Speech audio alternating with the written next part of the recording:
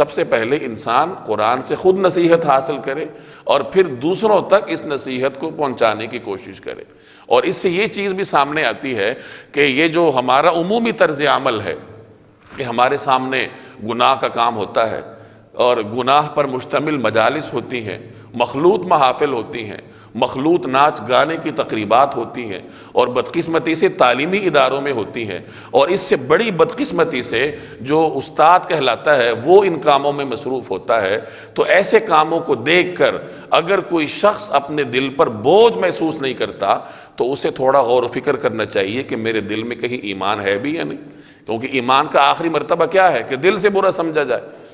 اول مرتبہ تو یہ ہے کہ ہاتھ سے روکو، اور ہاتھ سے روکنا ظاہر ہے کہ حکمران کا کام ہے یا اس شخص کا کام ہے جو اس ادارے میں اتھارٹی رکھتا ہو۔ آپ اپنے گھر میں ہاتھ سے روک سکتے ہیں، ہر جگہ تو ہاتھ سے نہیں روکا جاتا،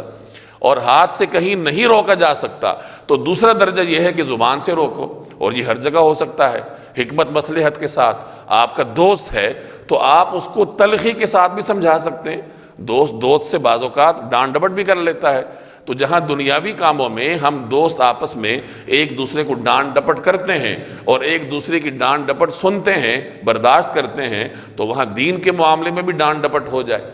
تو دوست کو تلخی کے ساتھ بھی بوقت ضرورت آپ دین کی بات سمجھا سکتے ہیں۔ اور اگر آپ سے کوئی بڑا ہے مرتبے میں یا عمر میں تو آپ اس کی منت سماجت کر کے اس کو سمجھا سکتے ہیں، وہ آپ سے ناراض نہیں ہوگا اگر آپ حکمت کے ساتھ مصلحت کے ساتھ منت سماجت کر کے مؤدبانہ لہجے میں اس کو مخاطب کریں کہ یہ جو کچھ ہمارے ہاں ہو رہا ہے آپ کے ادارے میں، آپ کے گھر میں، یہ دین کے علی الاعلان مخالف ہے۔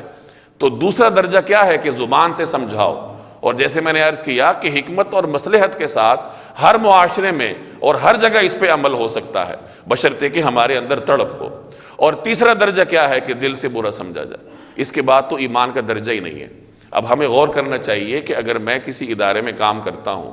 کسی فیکٹری میں کام کرتا ہوں یا اپنے محلے میں رہتا ہوں اور وہاں پر مخلوط ناچ گانا ہوتا ہے، لوگ نماز سے بیگانہ ہیں، اور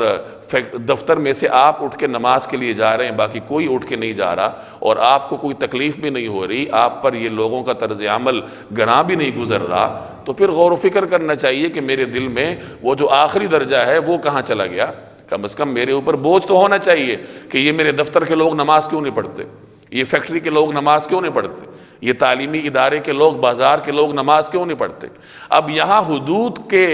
اندر رہنا بہت ضروری ہے۔ اس میں بعض اوقات اس طرح ہوتا ہے کہ ایک آدمی بوجھ محسوس کرتا ہے لیکن وہ بوجھ محسوس کرتے کرتے دوسروں سے نفرت کرنے لگ جاتا ہے۔ نماز پڑھنے والا نماز نہ پڑھنے والوں سے نفرت کرنے لگ جائے گا اور اس کے دل میں کبر آ جائے گا کہ میں تو اللہ کا نیک بندہ ہوں اور یہ سارے جو ہیں پتہ نہیں یہ جانور ہیں یا درندے ہیں یا کیا ہیں۔ یہ طریقہ کار غلط ہے۔ میں بار بار عرض کرتا رہتا ہوں کہ دین کا کام کرنا، دین کی بات آگے پہنچانا، یہ بہت بڑی ذمہ داری ہے، اور اس ذمہ داری کو سمجھنے کی بھی ضرورت ہے کہ یہ کام کیا کیسے جاتا ہے۔ تو اپنے دل پر بوجھ محسوس کریں اور اس بوجھ کو محسوس کرنے کے بعد دوسروں تک پیغام پہنچائیں، لیکن حدود میں رہتے ہوئے کہ ان کے ساتھ ہمدردی ہو۔ ایک شخص اگر ساری عمر نماز نہیں پڑھتا تو مجھے اس سے نفرت کرنے کا کیا حق ہے؟ ہو سکتا ہے اللہ تعالیٰ اسے آخری عمر میں توبہ کی توفیق دے دے۔ تو اس بنیاد پر کسی سے نفرت نہیں کی جا سکتی کہ وہ گناہگار۔ نفرت گناہ سے ہوتی ہے، گناہگار سے نفرت نہیں ہوتی۔ گناہگار کے ساتھ ہمدردی ہوتی ہے